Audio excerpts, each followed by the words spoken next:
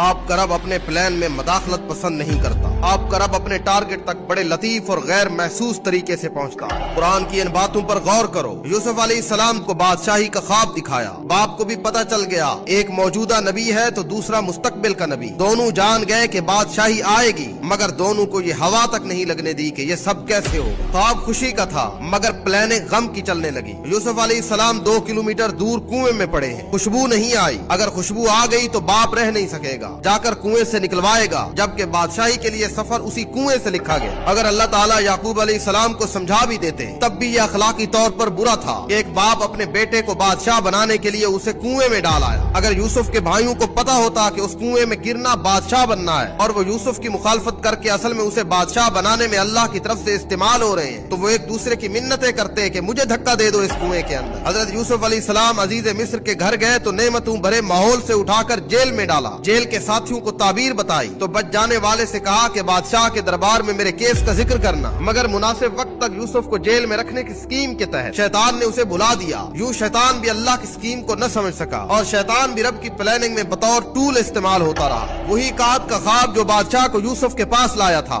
وہی کات ہانک کر کے یوسف علیہ السلام کے بھائیوں کو بھی ان کے دربار میں لے آیا اور دکھا دیا کہ یہ وہ بے بس معصوم بچہ ہے جسے تمہارے حسد نے بادشاہ بنا دیا۔ فرمایا پہلے بھی تم میرا کرتا لے گئے تھے جس نے میرے باپ کی بینائی کھا لی، فرمایا اب یہ ایک کرتا لے جاؤ اور وہی کھوئی ہوئی بینائی واپس لے آئے گا۔ اب یوسف علیہ السلام نہیں، یوسف علیہ السلام کا ماس کرتا مصر سے چلا ہے تو کنعان کے صحرا مہک اٹھے ہیں۔ یعقوب علیہ السلام چیخ پڑے ہیں، انی لاجد ریح یوسف لولا ان تفندون۔ اے میرے بچوں، اگر تم مجھے سٹھیایا ہوا بڑا نہ کہو تو ایک بات بتاؤں، مجھے یوسف علیہ السلام کی خوشبو آ رہی ہے۔ رب کی پلاننگ کی طرف غور کرو، جب رب نے نہیں چاہا تو 2 کلومیٹر کے دور کے کنویں سے بھی خبر نہیں آئی، اور جب اللہ کی مرضی شامل حال ہوئی تو مصر سے کنعان تک خوشبو سفر کر گئی۔ یہی وجہ ہے کہ تمہارے رب نے کہا واللہ غالب علی امری ولکن اکثر الناس لا یعلمون۔ اللہ جو چاہتا ہے وہ کر کے ہی رہتا ہے، مگر لوگوں کی اکثریت یہ بات جانتی نہیں ہے۔ تم اسی یوسف کے رب کو ماننے والے ہو، تم نے